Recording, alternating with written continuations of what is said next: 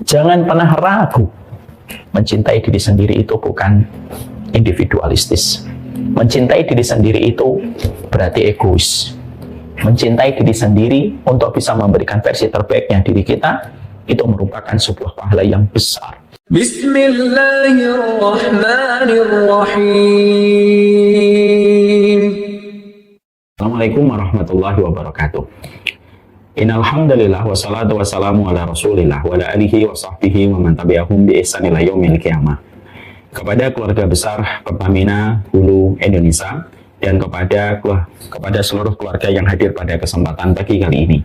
Semoga Allah senantiasa menjadikan kita senantiasa menjadi istri yang bisa menjadi support system terbaik untuk suami kita tercinta. Karena sesungguhnya kita paham setiap manusia diberikan tugas dan peran yang tentunya berbeda. Suami kita mencarikan rezeki yang terbaik, rezeki yang halal, dan kita sebagai istri maka sesungguhnya bukan hanya sekedar menerima rezeki yang telah diusahakan dan diupayakan suami kita, tapi kita tentunya ingin menjadi support system terbaik untuk suami kita, karena sesungguhnya kebaikan dan prestasi yang bisa dicapai oleh suami kita tergantung salah satunya kepada kita sebagai support system yang terus mendukung mereka di dalam setiap kebaikan. Kita berharap semoga kita bukan hanya sekedar istri biologis, tapi betul-betul menjadi istri ideologis yang bisa memberikan hal yang terbaik kepada suami kita, dan semoga kita bisa memberikan persahabatan yang indah untuk suami kita. Kalau suami kita telah mendapatkan kelapangan, ketenangan bersama kita selaku istri mereka, maka sesungguhnya insya Allah suami kita akan pasti memberikan yang terbaik dalam setiap profesi dan pekerjaan mereka. Dan tentunya persahabatan antara kita dan suami kita, kita dan istri kita, bukan hanya kita yang menikmatinya sebagai pasangan yang mengupayakan persahabatan antara kita dan pasangan kita, tapi anak-anak kita akan senantiasa merasakan kehangatan di dalam keluarga. Kalau anak sudah merasakan kehangatan di keluarga, bagaimana anak itu melihat orang tuanya, mereka saling mencintai, dia melihat bagaimana hangatnya dan romantis antara bapak dan ibunya, maka anak itu telah selesai dengan dirinya. Dan kalau dia telah selesai dengan urusan dirinya pada keluarganya, maka dia akan melejit pada potensinya, pada kualitas hidupnya ketika dia telah melihat orang tuanya telah menjadi qurrata ayun. Saya perlu mengingatkan, betul, ada sebuah ayat yang selalu menjadi sebuah perenungan bagi saya secara khusus. Ayat ini viral sekali, dan ayat ini terkadang memang tidak kita perhatikan bagaimana makna yang dibangun pada ayat ini ketika kita mengucapkan doa Rabbana hablana min azwajina wa dzurriyyatina qurrata ayun waj'alna lil muttaqina imama. Kita sering berdoa Rabbana hablana min azwajina wa dzurriyyatina qurrata ayun. Ya Allah, berikanlah kepada kami, yaitu pasangan-pasangan kami dan anak-anak kami yang qurrata ayun, yang mereka menjadi penyejuk pandangan, dan jadikanlah kami pemimpin orang yang bertakwa. Di sini kata pasangan disebutkan sebelum kata keturunan dalam konteks qurrata ayun. Artinya bahwasanya kalau kita sebagai pasangan suami istri saling menjadi qurrata ayun, anak kita akan menjadi qurrata ayun. Kalau anak kita menjadi qurrata ayun karena kita sebagai ibu dan bapaknya saling qurrata ayun, maka anak kita akan mudah untuk menjadi pemimpin bagi orang yang bertakwa. Waj'alna lil muttaqina imama. Anak kita akan menjadi melesat, anak kita akan berada pada puncak kebaikannya, puncak kualitasnya ketika mereka mendapati orang tuanya saling menjadi qurrata ayun, ketika mereka saling menjadi support system. Inilah yang menjadikan kita selalu berdoa. Sebelum kita mulai kajian kita pada kesempatan hari ini, saya berdoa semoga ibu-ibu di komunitas PWP ini betul-betul bukan hanya sekadar menjadi istri biologis, tapi betul-betul kita menjadi istri yang mampu menjadi support system yang terbaik. Dan semoga kita bisa merangkai persahabatan antara kita dan suami kita tercinta, supaya anak-anak kita mendapatkan energi positif dari kehangatan keluarga, supaya mereka menjadi pemimpin di dalam kehidupan mereka. Alhamdulillah, tentunya senantiasa kita bersyukur kepada Allah atas setiap nikmat yang Allah berikan di dalam kehidupan kita. Dan tentunya sesungguhnya kita harus memahami betul pada kehidupan kita, kita memberikan kesyukuran setiap waktu di dalam perjalanan kehidupan kita. Syukur itu pastinya akan memberikan banyak efek kebaikan di dalam kehidupan kita, karena sesungguhnya kebaikan hidup ini tidak akan pernah kita dapatkan kebaikannya sampai kita betul-betul bersyukur kepadanya. Orang yang bersyukur memang tidak dijamin dengan kuantitas, tapi pasti dijamin dengan kualitas. Orang yang bersyukur tidak secara otomatis pasti menjadi kaya. Tetapi orang yang dia bersyukur kepada Allah Subhanahu wa taala di dalam perjalanan hidupnya akan diberikan kualitas. Allah akan memberikan banyak sekali perkara yang Allah akan berikan kepadanya ketika dia bersyukur. Allah memberikan kepadanya salah satunya kecukupan. Kecukupan tidak bisa kita dapatkan dengan kuantitas harta yang banyak, karena yang kaya belum tentu cukup, yang miskin belum tentu kurang. Bukankah itu yang sering kita jumpai? Banyak orang kaya tetapi mereka tidak pernah merasa cukup. Mereka terus mengambil yang haram, mereka terus mengambil dan mereka terus menumpuk yang haram, walaupun kekayaan mereka rekeningnya kalau dibuka mungkin di atas 100 miliar. Tapi ternyata rasa kurang itu ada pada hati mereka dan tidak ada kata cukup di dalam perjalanan, walaupun mereka telah mengumpulkan bukit-bukit emas dalam hidup mereka. Dan sesungguhnya sama pula yang miskin belum tentu kurang. Berapa banyak orang yang mereka hanya standar gaji UMR, tetapi mereka tetap tenang, mereka tidak pernah tertarik dan tergoda untuk mengambil yang haram. Mereka merasa cukup. Makanya sering kita jumpai ada office boy, ada orang-orang bawahan yang terkadang menemukan koper, menemukan cek, menemukan barang berharga, tapi mereka bisa mengembalikan kepada pemiliknya tanpa mereka mengambil sepeser pun dari harta yang mereka temukan.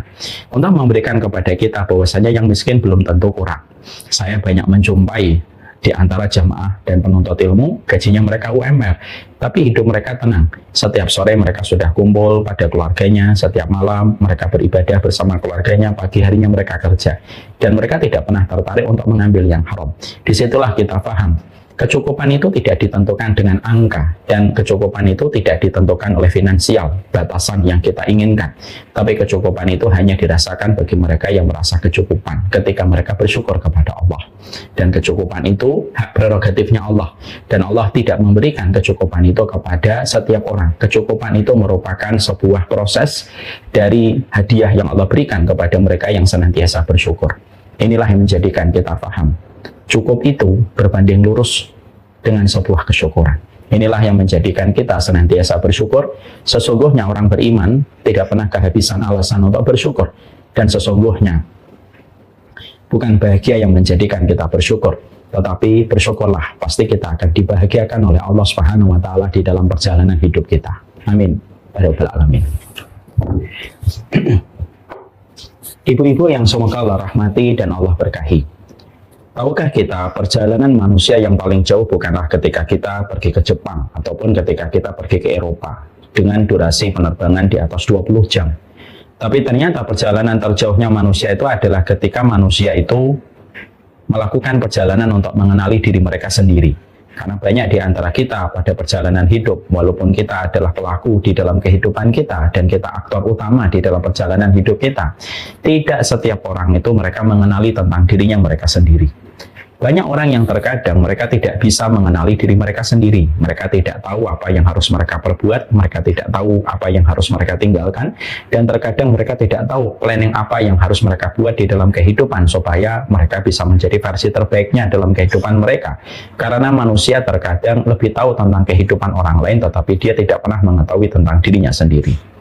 Saya cukup tersentak dan cukup kaget ketika saya pernah mendapati ada seseorang ketika di acara podcast, dia ditanya, kenapa kamu melakukan operasi ganti kelamin? Lalu yang membuat saya tersentak adalah jawabannya ketika sang pelaku mengatakan, saya mengikuti kata hati saya.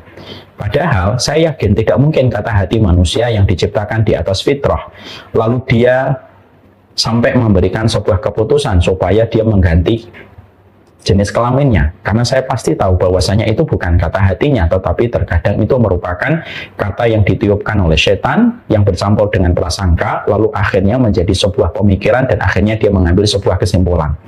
Banyak orang yang berzina ketika ditanya kenapa kamu melakukan zina, mereka mengatakan saya mengikuti kata hati saya bahwasanya saya mencintai dirinya, maka saya pun rela untuk dizinai walaupun dia belum dinikahi. Laki-laki yang menzinai dirinya di waktu malam tidak pernah memberikan komitmen apapun ketika dia berzina dengan wanita ini, dan ternyata sang wanita bisa pede mengatakan ketika dia mau diajak berzina, padahal kalau zina terjadi tidak ada pihak yang paling dirugikan kecuali adalah perempuan. Tapi sang perempuan bisa sebagian mengatakan saya mengikuti kata hati. Ini menunjukkan kepada kita bahwasanya banyak di antara kita itu tidak mengenali diri sendiri. Bahkan kalau kita menjumpai banyak orang yang mereka mati bunuh diri pun, mereka juga ketika ditanya apabila masih bisa untuk dikonfirmasi dalam kematiannya, mereka kalau ditanya kenapa sih kamu itu mati bunuh diri, mereka pasti akan menjawab bahwasanya mereka mati bunuh diri karena mereka mengikuti kata hati. Walaupun ketika mati saya yakin mereka pasti menyesal ketika mengambil keputusan itu, tanpa menafikan tetap kita mendoakan semoga diampuni oleh Allah. Inilah perkara yang memberikan kepada kita bahwasanya ternyata banyak di antara kita tidak mengenali diri kita sendiri. Makanya betul kalau memang kita jumpai tidak ada perjalanan terjauh manusia kecuali adalah mengenali dirinya sendiri. Allah menyampaikan kepada kita di dalam satu ayat, di mana ayat ini patut untuk menjadi refleksi panjang di dalam perjalanan kehidupan kita. Di dalam surat Ad-Dzariyat ayat yang ke-21 Allah menyampaikan wa fi anfusikum afala tubsirun. Pada dirimu apakah kamu tidak memperhatikan? Sekali lagi Allah berfirman, pada dirimu apakah kamu tidak memperhatikan? Allah menyampaikan ayat ini sebagai firman-Nya sekaligus pula untuk menegur kita bahwasanya ternyata kita banyak melakukan perjalanan pada lembaran kehidupan orang lain. Kita tahu tentang kekurangan orang lain, kita paham tentang aibnya, kita paham tentang dosanya, tapi ternyata justru secara jujur kita terkadang tidak tahu tentang diri kita dan apa yang sudah kita lakukan, efek apa yang akan kita dapatkan kalau kita melakukan dosa itu, apa saja yang harus kita ikhtiarkan tetapi kita bermalas-malasan untuk mengikhtiarkan, sampai akhirnya kehidupan kita berantakan karena kita terserang dengan sifat malas kita, dan terkadang kita mudah menyalahkan orang lain tanpa kita mengevaluasi diri kita, dan itu menunjukkan kepada kita tidak ada perjalanan terjauh manusia kecuali kepada dirinya sendiri. Nanti ibu-ibu buka surat Ad-Dzariyat 21, wa fi anfusikum afala tubsirun. Tidak ada perjalanan terjauhnya manusia kecuali perjalanan terjauhnya manusia itu adalah mereka mengenali diri mereka sendiri. Setelah kita memahami bahwasanya ternyata perjalanan terpenting bagi kita bukan ketika kita mengenali kehidupan orang lain, aibnya, ataupun sepak terjangnya di dalam kehidupan, tapi kita harus merefleksi kembali secara internal kepada diri kita. Bagaimana kehidupan kita, apa yang sudah kita lakukan, dan bagaimana kita bertaaruf. Kita ini wajib untuk berkenalan dengan diri kita. Inilah yang menjadikan kita akhirnya paham, mengenali diri kita itu penting sekali. Tidak salah kalau sebagian ulama sampai mengatakan barang siapa orang yang mengenali dirinya sendiri maka dia akan mengenali Allah. Kenapa? Kalau orang mengenali dirinya sendiri maka dia akan tahu di tempat mana dia harus berada, dan dia juga akan tahu apa yang harus dia perbuat, apa yang harus dia waspadai, dan apa yang harus dia planningkan ketika dia telah mengetahui dirinya sendiri. Dan pastinya dia akan tahu apa yang harus dilakukan kepada Allah ketika dia tahu bagaimana tentang hakikat dirinya. Sebagaimana ketika ada pemain bola itu kalau dia tahu bahwasanya dirinya itu sangat memiliki potensi dengan kaki kirinya, maka tentunya dia akan mengambil posisi penyerang sebelah kiri. Supaya apa? Supaya betul-betul tepat ketika dia menendang dari sebelah kiri, tendangan kidalnya itu akan mengarah ke gawang daripada dia ditempatkan di sebelah kanan, yang tentunya akan lebih sulit ketika dia mengincar gawangnya lawan ketika dia berkaki kidal. Inilah pentingnya bagi kita. Kalaulah pemain bola saja ketika dia tahu potensi dirinya dan dia akhirnya bisa mengajukan di tempat posisi mana dia lebih tepat untuk diposisikan supaya serangannya itu efektif di dalam menyerang gawangnya musuh.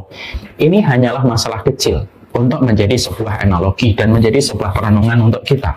Kita ini harus mengetahui tentang diri kita, dan sesungguhnya mengenali diri kita itu merupakan proses pembelajaran seumur hidup di dalam perjalanan hidup kita. Dan kita ketika mengenali diri kita tahu apa yang harus kita perbuat. Maka salah satu di antara perkara yang harus kita lakukan ketika kita mengenali diri kita itu adalah bagaimana kita akan mencoba untuk menelaah, dan kita akan mencoba untuk menjabarkan tentang salah satu di antara hal yang hari ini sedang menjadi tema hangat dalam pembicaraan, yaitu adalah ketika kita membicarakan tentang self-love, bagaimana kita mencintai diri kita. Karena banyaknya orang yang frustasi dan banyaknya orang yang depresi ketika mereka tidak puas dengan dirinya, mereka tidak puas dengan pencapaian yang ada pada hidupnya. Mereka sering mengutuk tentang dirinya, mereka sering mengecam dirinya sendiri, dan akhirnya mereka membenci kehidupannya, dan akhirnya terjadilah angka mati bunuh diri yang semakin tinggi dan semakin masif di banyak tempat dan banyak kota dan negara. Ini semakin menjadikan kita harus paham, ternyata memang akibat yang kita peroleh kalau kita tidak belajar untuk mencintai diri kita sendiri, maka sesungguhnya yang kita dapatkan adalah hasil yang sangat fatal. kita bisa terpuruk dengan berbagai macam masalah yang menjadikan kita mudah frustasi, dan kita akan mudah depresi kalau kita tidak tahu caranya mengenali diri sendiri dan bagaimana kita mencintai diri kita sendiri dengan cara yang benar, supaya kehidupan kita jangan sampai kita terkena rabun jauh. Kita melihat yang jauh tapi tidak melihat yang dekat pada diri kita. Nah, inilah yang kita harus mengerti. Kalau kita memahami Islam, ternyata Islam itu merupakan agama yang paripurna. Bahwasanya Islam tidak hanya mengatur bagaimana urusan ketika kita sholat. Islam itu tidak mengatur bagaimana urusan ketika kita ruku ataupun ketika kita melakukan tawaf. Islam bukan hanya agama fikih, tapi ternyata Islam itu merupakan sebuah ajaran yang begitu paripurna, begitu komprehensif. Bukan hanya mengatur bagaimana hubungan kita dalam fisik kita ketika kita beribadah kepadanya, tapi sesungguhnya ajaran Islam dan ajaran sunnah itu mengatur bagaimana hati dan pikiran kita di dalam kehidupan kita, dan cara kita untuk mencintai diri kita, dan bagaimana menutup segala macam perkara yang bisa menjatuhkan kita dan menjerumuskan kita kepada kerusakan. Semuanya itu diatur oleh Islam. Kenapa? Karena agama ini diturunkan bukan hanya menetapkan dan membebankan kepada kita kewajiban-kewajiban fikih ibadah, tapi agama ini diturunkan itu pada dasarnya satu. Agama ini diturunkan sebenarnya adalah untuk kebaikan diri kita sendiri. Ini yang kita harus paham. Semua syariatnya, semua perintahnya, semua larangannya bukan untuk menguntungkan Allah, karena sesungguhnya Allah tidak pernah mendapatkan untung ketika kita semuanya ahli ibadah. Itu pun tidak akan menambah kerajaan Allah walaupun satu jengkal.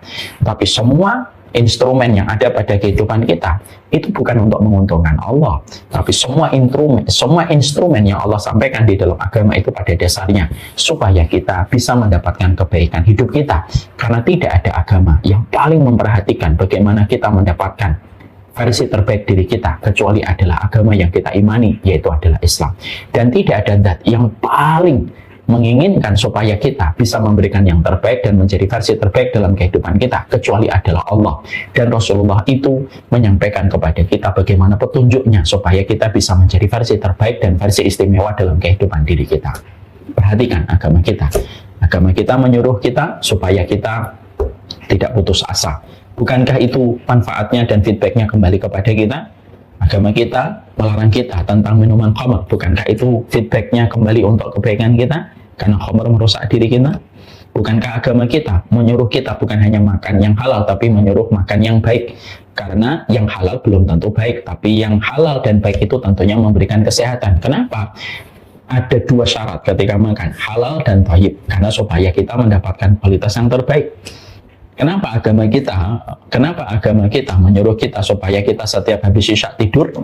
Karena ternyata kita menjumpai dan kita mendapati bahwasanya orang yang tidur lebih pagi itu lebih sehat dibandingkan orang yang senantiasa tidurnya larut malam ketika dia begadang. Bukankah agama kita menyuruh kita supaya kita memiliki harta tidak menumpuk-numpuk dan kita disuruh untuk menyalurkan? Karena ternyata sesungguhnya menumpuk harta itu hanya menjadikan kita ambisius. Ketika semakin ambisius kita mudah stres, kita mudah depresi, kortisol naik, imun tubuh menjadi turun. Semua itu kalau kita rangkai, semua ajaran agama di dalam kehidupan kita sebenarnya satu. Bagaimana setiap dari kita itu bisa menjadi versi terbaiknya kita ketika kita menjadi seorang hamba dan ketika kita menjadi seorang muslim.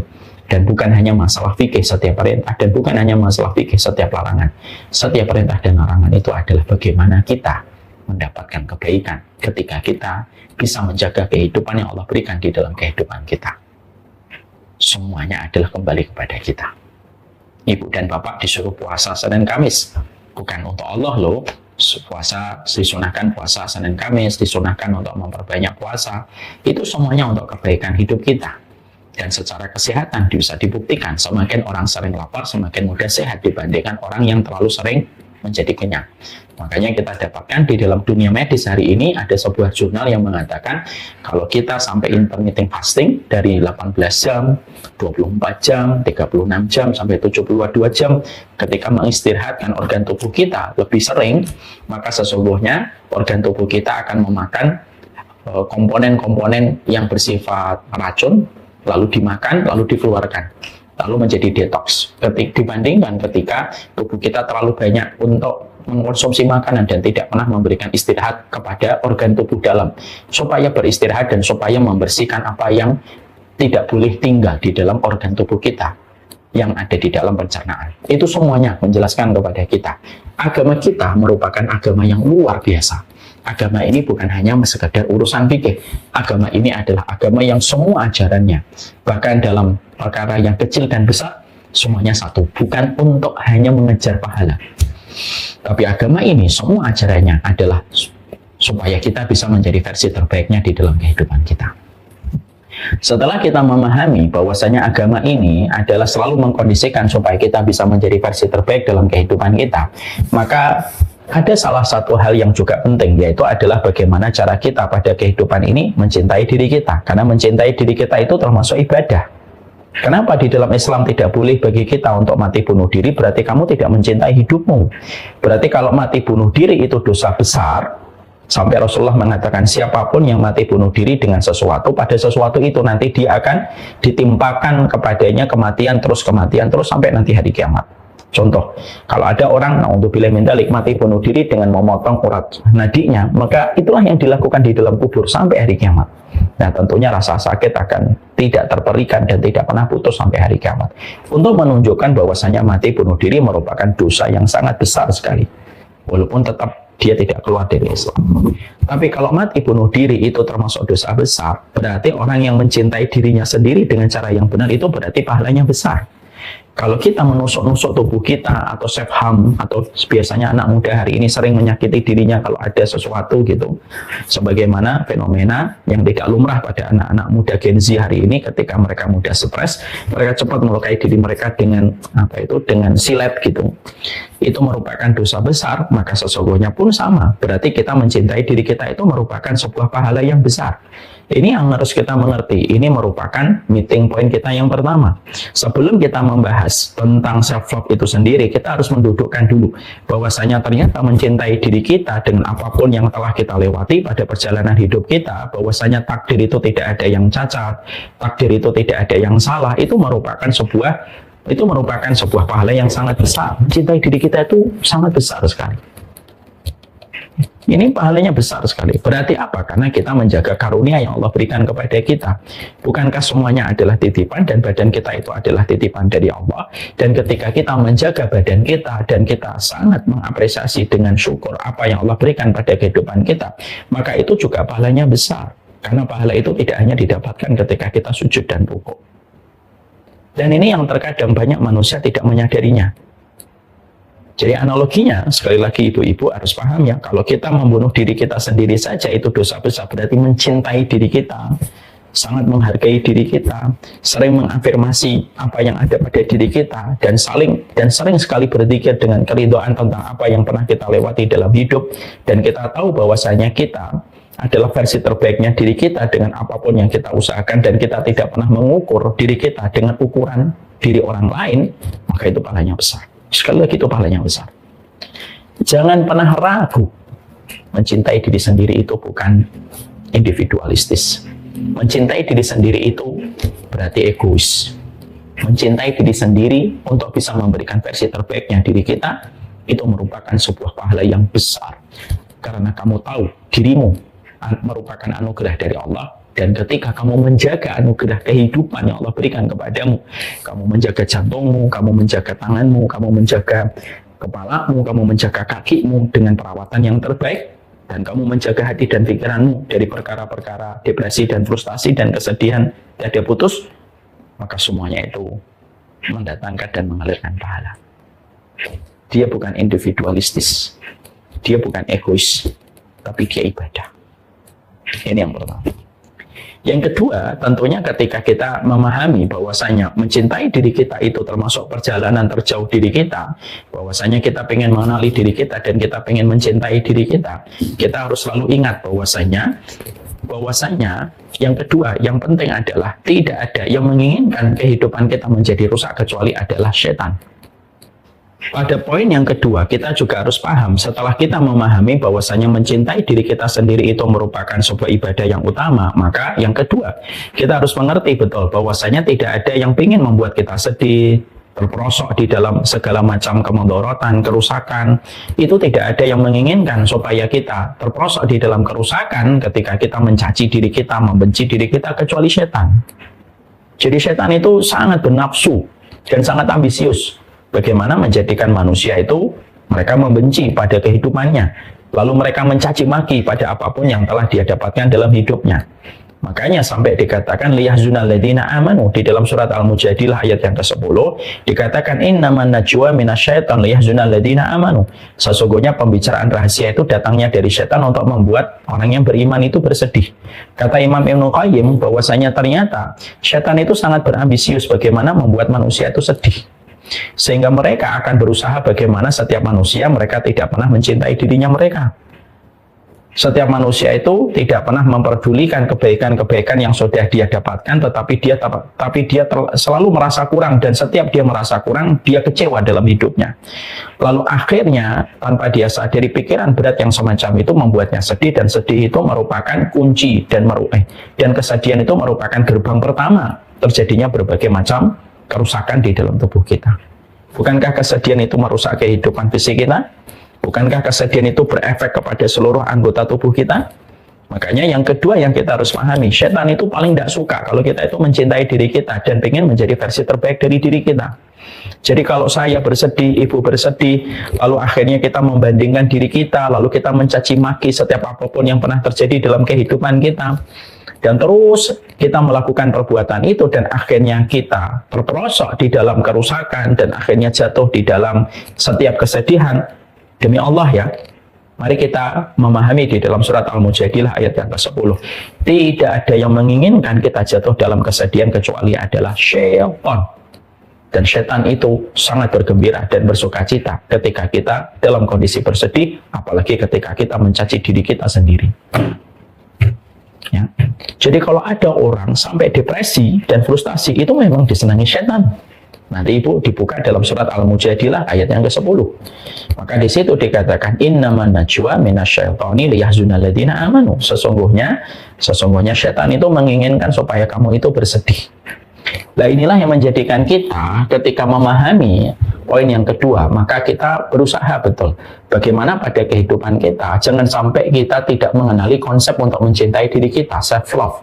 Karena sesungguhnya ini bukan sesuatu yang baru di dalam kehidupan kita, tapi ini merupakan ajaran yang sudah ada semenjak agama ini disampaikan oleh baginda Nabi Shallallahu Alaihi Wasallam. Orang Barat baru menyampaikan konsep self love akhir-akhir ini dalam psikologi dan ilmu kejiwaan mereka. Padahal ini sudah selesai dalam Islam ribuan tahun yang lalu untuk menjelaskan kepada kita bahwasanya semuanya dijelaskan kepada kita bagaimana cara kita mencintai diri kita. Makanya ibu perhatikan di dalam Al-Quran itu banyak sekali bertebaran ayat. Wala takhafi wala tahzani wala takhafi wala tahzani. Bukankah di dalam ayat itu banyak sekali Allah itu menyampaikan kepada kita, terutama pada surat Maryam, jangan takut, jangan sedih, jangan khawatir, jangan takut, jangan khawatir, jangan sedih. Terus itu yang Allah sampaikan dalam banyak ayat yang bertebaran di dalam Al-Quran. Kenapa Allah sering menyampaikan jangan takut, jangan sedih, jangan khawatir? Kenapa Allah sering sampaikan itu? Allah juga sampaikan di balik satu kesulitan ada dua kemudahan. Allah tidak menginginkan yang sulit untuk dirimu, ya. Kenapa Allah sampaikan ayat-ayat itu yang semua ayat itu tuh membangun kegembiraan untuk kita? Karena Allah itu ingin menggembirakan kita dengan apapun kehidupan yang telah kita peroleh dan telah kita dapati, dan tidak ada yang menginginkan kita sedih kecuali adalah syaitan. Jadi kalau kita sedang sedih, fix, confirm itu pasti datang dari syaitan. Supaya apa? Supaya kamu menyesali suamimu, menyesali keluargamu, menyesali profesi suamimu, menyesali tingkatan ataupun kedudukan suamimu yang masih di situ-situ saja, yang asalnya baik-baik saja. Semuanya fix itu datang dari syaitan, sebagaimana yang dijelaskan di dalam surat Al-Mujadilah ayat yang ke-10. Yang ketiga, bahwasanya ketika kita akhirnya paham bahwasanya self love itu merupakan bagian dari ibadah kita kepada Allah, dan tidak ada yang membuat kita membenci diri kita, hate love ya, kita membenci diri kita ya, berarti kalau kita self hate gitu dalam kehidupan, tidak ada yang membuat kita benci pada kehidupan kita kecuali adalah syaitan. Maka yang ketiga yang kita harus pahami, poinnya itu apa? Poinnya itu adalah self love ini harus dengan ilmu. Kalau kita ingin untuk mencintai diri kita tapi kita tidak pakai ilmu, maka sesungguhnya kita nanti akan terperangkap juga dengan syaitan. Karena apa? Syaitan itu terkadang membuat kita bodoh terhadap satu hakikat supaya kita tidak tahu caranya untuk menyelesaikan satu masalah. Karena banyak orang yang mereka dengan atas nama self love, tapi mereka itu melakukan tindakan yang salah. Karena mereka mungkin belum mengetahui ilmunya bagaimana cara kita untuk memberikan versi terbaik dalam kehidupan kita. Ini berbahaya sekali. Akhirnya apa? Ada orang yang mereka minum ketika party-party di waktu malam, lalu mengeluarkan kata-kata laknat dalam setiap obrolan mereka, dengan mengatakan babi, dengan mengatakan ini, dengan mengatakan kalimat-kalimat yang tidak pantas. Lalu mereka mengatakan, ini cara kami untuk self-love diri kami ingin menjadi diri kami sendiri. Padahal yang mereka lakukan itu hanyalah mengejar kesenangan dan kepuasan. Yang terkadang itu bukan self-love, kamu sedang memberikan kepada hawa nafsumu makanan. Sehingga orang semacam itu justru semakin jauh cara dia ketika memberikan penghargaan kepada dirinya sendiri. Kenapa? Karena pada diri kecilnya itu sebenarnya sudah menolak, denial. Dia akan menolak semua hal-hal kemaksiatan dan dosa, karena itu bukan cara untuk mencintai dirinya sendiri. Ini memberikan kepada kita tentang sebuah arti yang sangat penting, bahwasanya ternyata self love itu tidak bisa, untuk tidak bisa dilakukan kecuali harus dengan petunjuk dan harus dengan ilmu. Karena semuanya itu harus dengan ilmu. Ibu, kalau tidak pernah belajar tentang kelistrikan, jangan pernah ibu itu ketika rumahnya konslet, ibu nanti memberanikan diri untuk memeriksa sendiri setiap kabel yang menyebabkan bisa terjadinya kerusakan ketika kita mengalami kecelakaan fatal dengan kesetrum. Kalaulah hanya untuk berurusan listrik, kita harus paham ilmunya, dan kita jangan pernah memberanikan diri kita untuk menyelesaikan urusan listrik ketika kita tidak paham ilmunya. Maka sama ketika kita ingin mencintai diri kita, karena itu adalah ibadah dan itu merupakan perkara yang dibenci oleh setan. Ketika kita mencintai diri kita, self love itu akan menjadikan kita bahagia, tenang, dan lapang pada perjalanan hidup kita. Maka itu tidak bisa dilakukan kecuali dengan ilmu. Semuanya itu harus dengan ilmu. Karena apa? Karena self love itu kalau tidak dilakukan dengan ilmu, kita tidak akan bisa membedakan mana itu kepuasan dan mana itu ketenangan. Kalau yang kita kejar untuk self love itu hanya kepuasan, zina itu juga puas. Zina itu juga memberikan kepuasan. Orang yang pakai narkoba itu kepuasan. Dan tidak sedikit kok orang yang memakai narkoba, mereka juga mengatakan bahwasanya narkoba itu adalah self love, cara mereka untuk mencintai diri mereka sendiri. Mereka tidak mau diatur, tidak mau didikte. Sama mau saya dong, ini hidup saya kok. Akhirnya mereka pakai narkoba. Disinilah pentingnya kita sama anak muda. Hari ini banyak anak muda sudah menyadari pentingnya tentang self love. Dan ini kita syukuri fenomena ini ketika banyaknya literasi dan banyaknya referensi yang menjelaskan tentang cara untuk bersyukur kepada diri kita sendiri. Tapi yang menjadi satu masalah itu adalah ketika para pemuda dan anak-anak muda hari ini, Gen Z ini, ketika mungkin kita juga banyak yang belum paham. Ketika kita mencintai diri kita, ternyata kita tidak paham ilmunya. Sehingga akhirnya kita mengambil banyak sekali perkara-perkara referensi yang salah, literasi yang tidak betul, dan terkadang kita mengambil konten-konten yang bermasalah. Dan akhirnya media sosial itu menjadi konten yang kita jadikan sebuah petunjuk. Karena banyak konten-konten yang mereka itu tidak bertanggung jawab. Banyak konten yang tidak bertanggung jawab. Kenapa saya katakan konten itu tidak bertanggung jawab? Karena diambil dari referensi mana, kita tidak pernah tahu. Dan ibu, saya harus paham, tidak setiap orang yang membuat konten di media sosial itu mereka sayang dan ingin memberikan kebaikan untuk kita, enggak. Terkadang banyak orang yang mereka memberikan konten kepada setiap para follower mereka, itu hanya karena pengen mendapatkan popularitas dan engagement. Dan mereka tidak pernah bertanggung jawab terhadap konten yang mereka berikan. Sehingga banyak orang yang mereka terjebak kepada narasi yang salah, kesimpulan yang tidak betul, referensi yang berantakan, dan mereka menganggap itu self love. Padahal itu bukan self love. Itu bukan self love. Karena bagaimanapun cara kita untuk bisa memberikan penghargaan di dalam kehidupan kita, itu harus dengan ilmu. Kalau kita sudah menyadari kita harus mencintai diri kita, mencintai hidup kita, dan itu merupakan pahala yang besar, ibadah yang agung dalam kehidupan kita, ya berarti harus dilakukan dengan ilmu. Dan itu tidak bisa dilakukan dengan cara kita sendiri. Ini penting sekali. Karena apa? Karena ketika kita salah pada poin yang ketiga ini berantakan. Sehingga yang dikejar nanti kepuasan. Dan kepuasan dianggap menjadi bagian cara kita untuk mencintai diri kita. Ya nggak bisa. Kepuasan itu mencintai syahwat, bukan mencintai diri kita. Karena diri kita dan syahwat itu justru harus dimanajemen syahwat itu. Karena salah satu cara kita untuk menjadi versi terbaik diri kita, ya kita ini mengatasi syahwat kita. Kita ini mengatasi syahwat kita. Dan inilah poin yang ketiga yang penting. Ya. Setelah kita memahami poin 1, poin 2, poin 3, maka poin yang keempat. Poin yang keempat yang juga penting adalah, lalu bagaimana cara kita untuk memberikan kualitas pada diri kita, mencintai diri kita sendiri itu apa yang harus kita lakukan?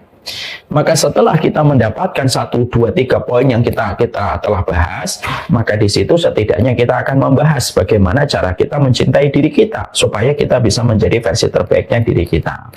Dan kita mendapatkan apa yang disampaikan oleh Rasulullah SAW, bahwasanya orang-orang yang mereka itu mendapatkan ketenangan, mereka mendapatkan kelapangan di dalam kehidupan itu, ternyata ada beberapa hal yang harus dilakukan supaya kita mengetahui cara kita mencintai diri kita. Ya, karena ternyata mencintai diri kita itu perjalanannya tidak semudah yang kita bayangkan. Justru perjalanannya berat. Kenapa? Mencintai diri itu tidak semudah yang kita bayangkan. Mencintai syahwat gampang, mau tidur tidur, mau zina zina, mau korupsi. Memang memberikan kepuasan, tapi bukan itu yang menjadi cara kita untuk mencintai diri kita. Mencintai diri kita itu berat sekali dan itu tidak mudah. Ustadz, kok Ustadz mengatakan begitu? Iya. Mari kita tanya kepada personal trainer. Saya ambilkan contoh.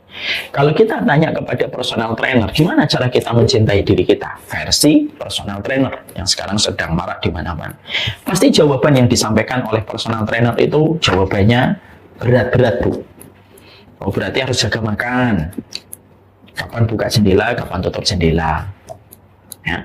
Harus melatih masa otot. Harus betul-betul dilatih masa ototnya. Semakin tua, semakin dilatih masa ototnya. Makanannya harus dihindari gorengan, karena gorengan tidak bisa diuraikan oleh tubuh selama setahun.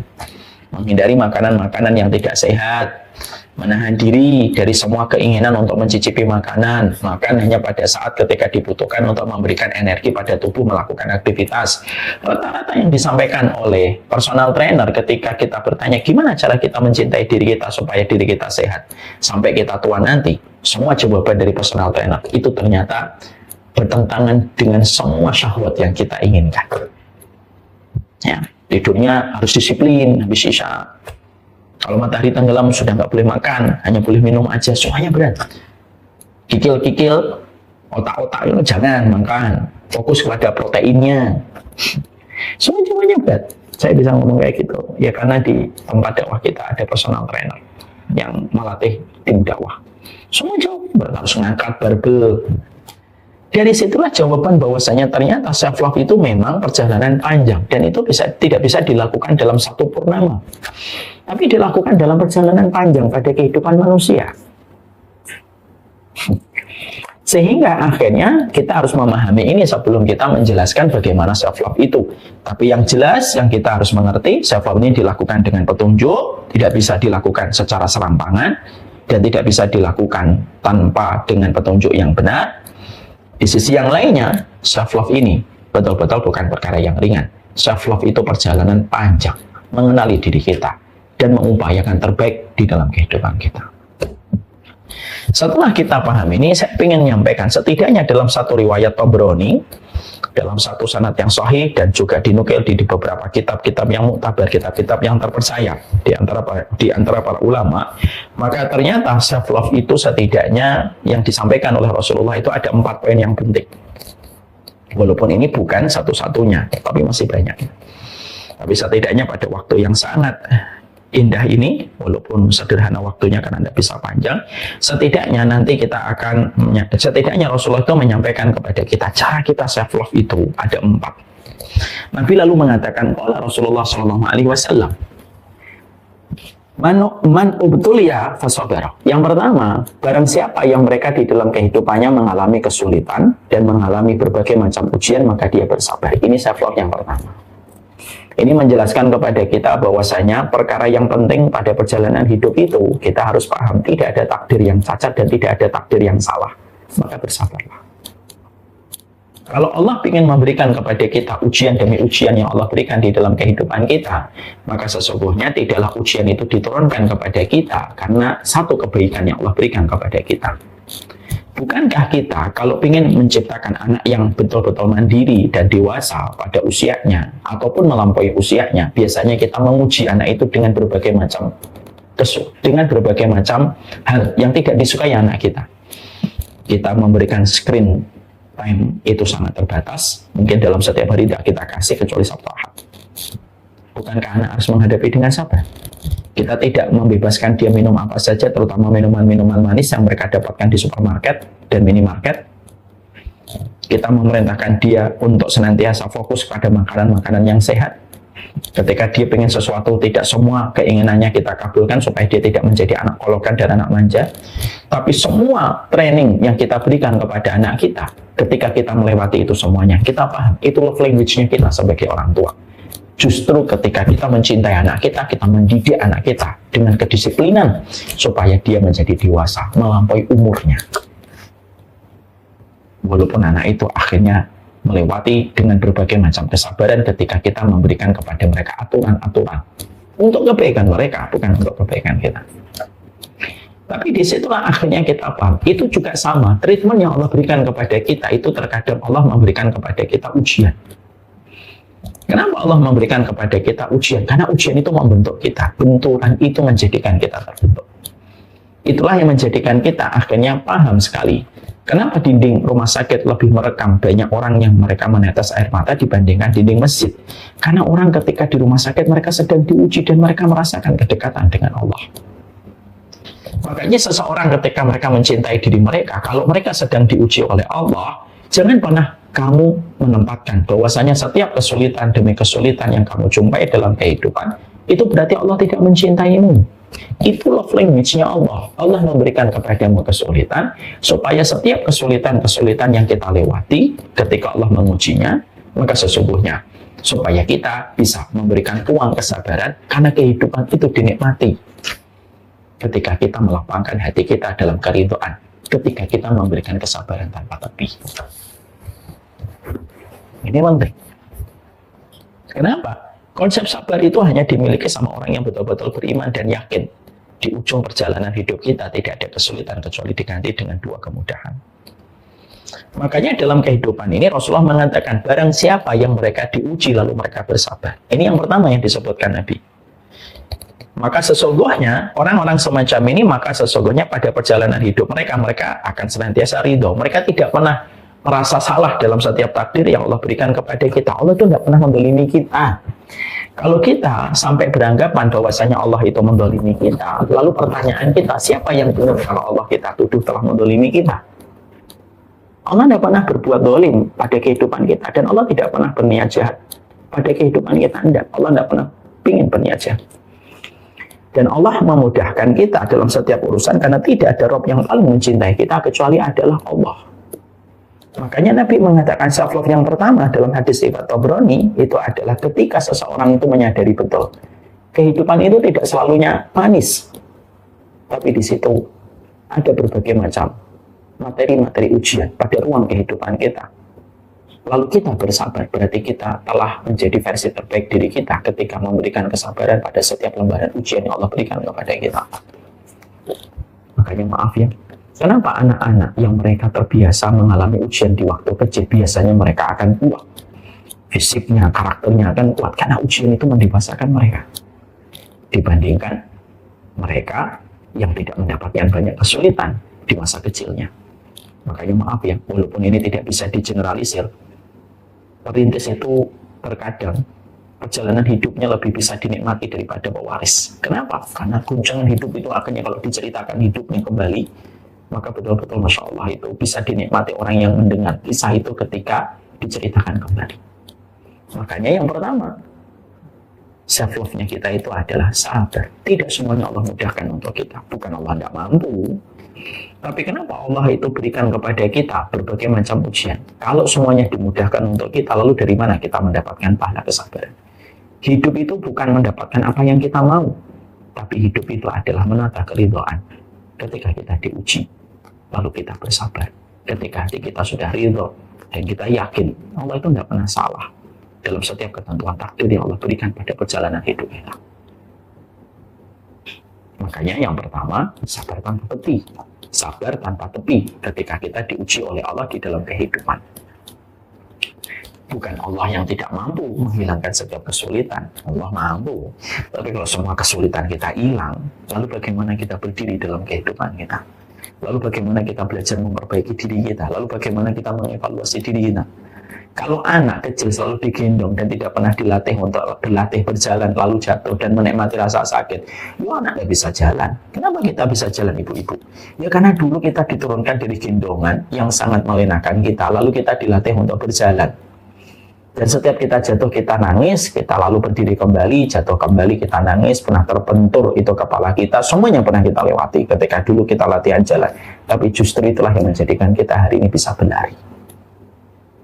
Allah menguji kita, bukan karena Allah tidak mampu menghilangkan ujian kesulitan. Allah mampu, Allah menguji kita. Karena sesungguhnya memberikan kesabaran tanpa tepi dalam perjalanan hidup itu melatih diri kita dengan kebaikan, supaya terasa baik semua yang kita lewati. Kenapa Allah uji kita, Ustaz, dengan ujian yang banyak? Supaya nanti ketika di akhirat kita bisa merasakan manisnya memetik panen pada kehidupan di akhirat. Rasulullah lalu mengatakan yang kedua, wa utiya fasyakara. Yang kedua, kalau dia mendapatkan kebaikan, dia bersyukur. Artinya dia syukur tanpa syarat. Dia syukurnya tanpa syarat.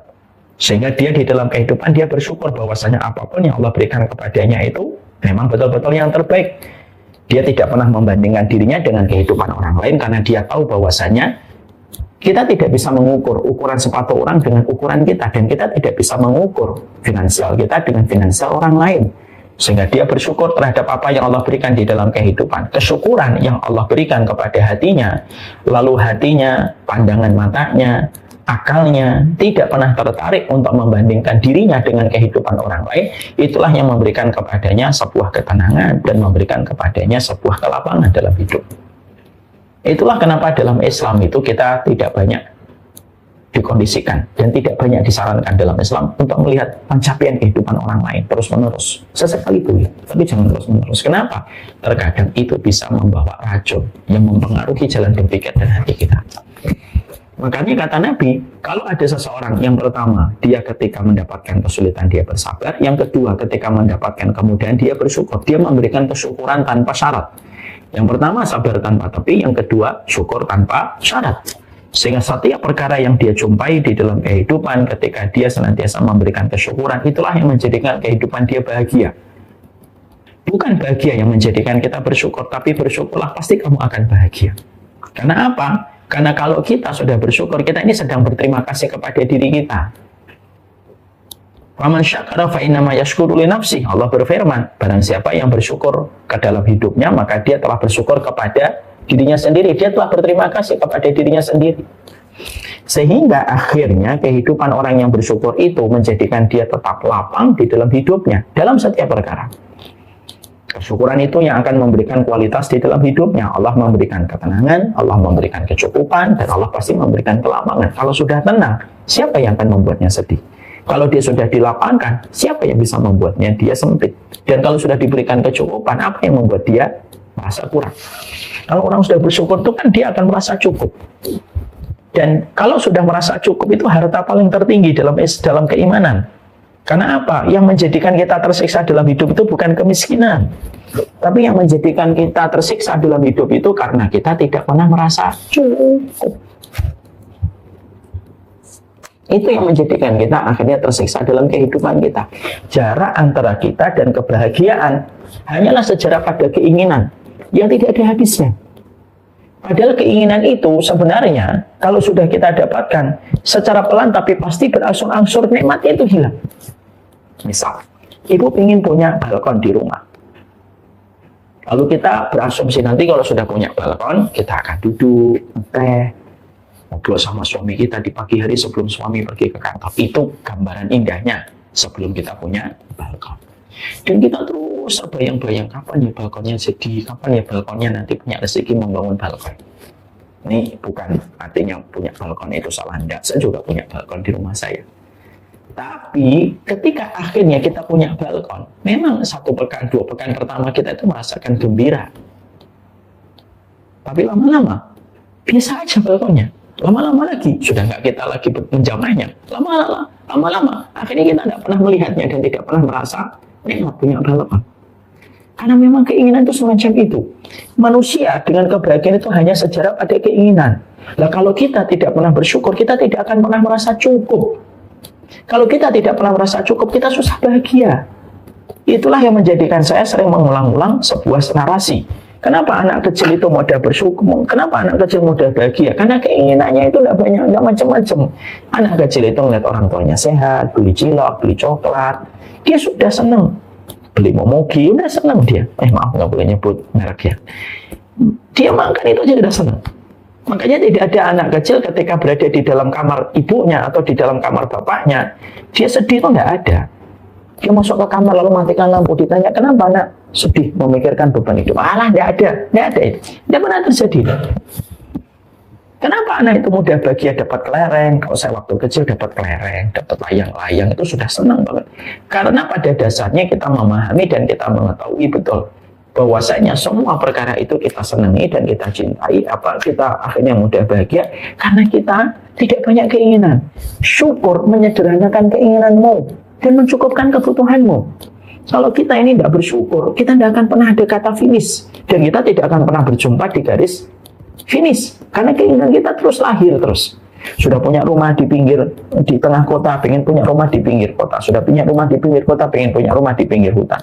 Sudah punya rumah di pinggir hutan, pengen punya rumah itu di pinggir sawah. Sudah punya rumah di pinggir sawah, pengen punya rumah di pinggir pantai. Sudah punya rumah di pinggir pantai, pengen punya rumah di tengah lautan. Tidak ada habisnya. Dan akhirnya kalau kita tidak bersyukur, semakin Allah jauhkan dari kecukupan. Itulah kenapa dalam Islam batasi melihat. Mata kita itu jangan sering melihat. Kata Ibnu Rajab itu jangan sering melihat kehidupan orang. Kenapa kita tidak disarankan untuk melihat kehidupan orang? Karena sesungguhnya melihat kehidupan orang lain itu justru semakin meranggaskan kecukupan pada hati kita. Akhirnya apa? Membanding-bandingkan terus. Dan akhirnya kita merasa kehidupan kita buruk, kehidupan kita jelek, kehidupan kita pura-puranda. Hanya karena kita tidak pernah merasa cukup ketika kita jarang untuk bersyukur. Maka Nabi mengatakan, man ubtuliya fasabar, wa man u'tiya fasyakara. Barang siapa yang dia ketika diberikan oleh Allah kesulitan dia bersabar, diberikan kelapangan dia bersyukur. Yang ketiga, wadulima faghfara. Kalau dia dalam kondisi didolimi dan disakiti, dia mudah memaafkan. Dia tidak menyimpan dendam di dalam hatinya. Itu menjelaskan kepada kita bahwasanya ternyata kita kehidupan ini tidak bisa kita pisahkan. Ada orang yang menyakiti kita. Tapi kalau kita berusaha memaafkan, bukan karena orang itu pantas atau tidak pantas untuk dimaafkan, tapi karena kebaikan hidup kita. Karena hidup kita ini terlalu berat kalau menyimpan nama orang yang kita benci dan kita dendam kepadanya di sepanjang sisa kehidupan kita. Kenapa ajaran agama kita itu selalu penuh dengan perintah untuk memaafkan. Bahkan kita menjumpai dan kita mendapati bahwasanya memaafkan itu termasuk salah satu amalan besar yang memasukkan kita ke surga. Itu salah satunya adalah memaafkan. Karena memaafkan itu meringankan hati kita. Sehingga hati kita itu tidak menyimpan nama yang berat, yang akhirnya beban hati itu berdampak kepada beban jantung, pankreas, liver, dan lain sebagainya. Ketika kita itu senantiasa mudah memaafkan. Ya. Maka sesungguhnya yang ketiga itu adalah memaafkan ketika kita tersakiti di dalam perjalanan hidup kita. Kita tidak bisa menafikan semua orang itu akan mencintai kita dan semua orang itu akan menjadi follower kita dan senantiasa orang respect sama kita. Tidak bisa. Barang siapa orang yang menyangka dirinya itu dihormati dan disenangi setiap orang dan tidak ada yang membencinya, salah. Tidak ada orang yang mendapatkan kedudukan itu. Rasulullah orang yang sempurna dalam akhlak pun, yang membenci Nabi itu tiap generasi selalu ada. Walaupun Nabi sudah meninggal 1400 tahun yang lalu. Maka sikap yang terbaik adalah wadulima faghfara. Kalau dia didolimi, maka dia memaafkan. Sudah dimaafkan. Kalau dia mendolimi, maka dia memaafkan. Sehingga ketika dia mudah memaafkan, pada saat itulah akhirnya hatinya menjadi ringan dan beban hidupnya menjadi lapang di dalam perjalanan hidup. Sehingga akhirnya di dalam kehidupan itu maka sesungguhnya hatinya ringan. Makanya betul kalau ada orang-orang barat mengatakan hate is heavy, benci itu berat, karena memang berat sekali, dan itu ternyata sangat merusak kesehatan tubuh kita ketika kita senantiasa membenci orang lain, ketika kita mendendam kepadanya. Lalu Nabi mengatakan yang keempat, wa dzalama fastaghfar. Kalau dia pernah berbuat jahat, dia segera meminta ampunan kepada Allah dan meminta keridhaan dari orang yang pernah dia sakiti. Karena apa? Karena dia tahu hidup itu algoritma. Kalau kita nyakitin orang, berarti kita tinggal menunggu waktu disakiti. Kalau kita membuka aibnya orang, tinggal tunggu waktu kita akan terbuka aib kita dan dosa kita di hadapan manusia. Karena dia tahu betul bahwasanya setiap kejahatan itu akan menjadi algoritma, dan itu akan feedbacknya kembali kepada dia, karena kezaliman itu kayak bumerang. Sejauh apapun dia melemparkan akan kembali kepada dirinya yang melemparkan bumerang itu. Maka dia kalau berbuat jahat, maka dia segera meminta maaf, meminta ampunan dalam dua hal: minta ampunan kepada Allah dan meminta ampunan kepada orang yang dia lukai. Dan dia tidak pernah berat meminta maaf karena dia tahu kezaliman ini berat. Karena kalau orang yang kita zalimi sampai diam dan justru tidak bereaksi secara reaksioner, dia diam, berarti dia telah menitipkan harapannya kepada Allah, dan kita akan kebingungan dan tidak akan pernah melawan dan tidak akan pernah menang melawan Allah ketika orang yang kita zalimi diambil keadilannya oleh Allah untuk dituntaskan keadilan itu kepada kita yang pernah menzalimi dia. Makanya orang yang mereka meminta maaf ketika didolimi, ketika mereka disakiti, mereka sedang menjaga kualitas diri mereka sendiri. Kenapa? Ya karena mereka itu memberikan kebaikan dalam kehidupan mereka. Maka seketika ketika kita mendapatkan ini, disinilah kita akhirnya mendapatkan kata Rasulullah, ulaika lahumul amnu wa hum muhtadun. Orang yang mampu memberikan empat itu, merekalah orang-orang yang tenang, aman, dan mereka mendapatkan petunjuk sebagaimana yang Allah sampaikan di dalam surat Al-An'am 82. Jadi Nabi mengatakan, man ubtuliya fasabara, wa man utiya fasyakara, wa man dzulima faghafara, wa man dzalama fastaghfara. Ulaika lahumul amnu wa hum muhtadun. Siapapun mereka, kalau mereka pegang 4 poin ini, mereka orang-orang yang akan senantiasa dibimbing oleh Allah. Karena mereka telah memberikan versi terbaik diri mereka sendiri pada kehidupan mereka. Apa itu menjadi versi terbaik dalam kehidupan kita? Dan itu merupakan bentuk cara kita mencintai diri kita, tidak menuruti nafsu, tidak menuruti emosi, tidak menuruti marahnya. 4 perkara. Kalau kamu diuji kesulitan, kamu bersabar. Kalau kamu diuji dengan kemudahan, kamu bersyukur. Kalau kamu didolimi, maafin. Dan ketika kamu dolim, maka segera minta ridho dari orang yang kamu sakiti dan minta ampunan kepada Allah. Itulah orang yang akan mendapatkan ketenangan, keamanan, dan dia dibimbing oleh Allah sampai dia berjumpa dengan Allah. Inilah yang kita harus mengerti. Ternyata cara kita mencintai diri kita itu prosesnya tidak semudah yang kita bayangkan. Kamu mencintai dirimu dalam urusan fisik, disiplin olahraga, disiplin melatih massa otot, disiplin untuk menjaga makanan-makanan yang tidak baik untukmu, tinggalkan gorengan, padahal semuanya itu nikmat. Tidur, harus melatih massa otot, tinggalin tidurmu, latih massa ototmu, itu nikmat yang betul padahal tidur itu, tapi semuanya harus ditinggalkan. Kalau kita mencintai fisik kita, sama mencintai diri kita pun tidak mudah. Tapi ibu-ibu perhatikan apa? Kalau ibu sedang mendapatkan kesulitan, sabar tanpa tapi. Kalau ibu sedang mendapatkan kemudahan, syukur tanpa syarat. Bukan bahagia yang menjadikan kamu bersyukur, syukur yang membuatmu bahagia.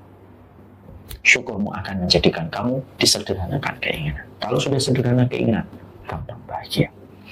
Kalau engkau didolimi, bukalah pintu maaf. Bukan karena dia pantas ataupun tidak pantas mendapatkan maafmu, tapi karena sesungguhnya engkau tahu menyimpan nama untuk kita benci itu membebani hati kita dan membebani seluruh organ-organ penting dalam kehidupan kita. Dan yang keempat, jangan dolim dan jangan sakitin orang. Karena orang yang kita sakiti bisa jadi meminta keadilan kepada Allah. Dan kita harus paham, algoritma kehidupan kita persis dengan apa yang kita perbuat. Kamu berbuat jahat, pasti Allah akan hadirkan orang yang jahat kepada diri. Bukankah Ibu, kalau melihat di media sosial tayangan tentang artis yang sedang bermasalah, timeline kita akan penuh dengan artis yang bermasalah, konten-kontennya. Kalau kita membuka konten masakan, seluruh timeline kita penuh dengan konten masakan, iya kan? Itulah yang disebut algoritma. Maka yang keempat, hati-hati terhadap algoritma. Kalau kita berbuat jahat, lalu kita tidak segera meminta maaf, kamu tidak mencintai dirimu sendiri. Kenapa? Kamu sedang membuka pintu hidupmu diterjang oleh angin kemudorotan dan banyak kesulitan karena kamu menyulitkan kehidupan orang. Jagalah 4. Inilah versi terbaik manusia. Yang kata Nabi, kalau 4 perkara ini dijalankan, kamu mendapatkan keamanan, kamu mendapatkan ketenangan, kamu mendapatkan kelapangan. Dan kamu akan diberikan bimbingan oleh Allah di dalam hidup.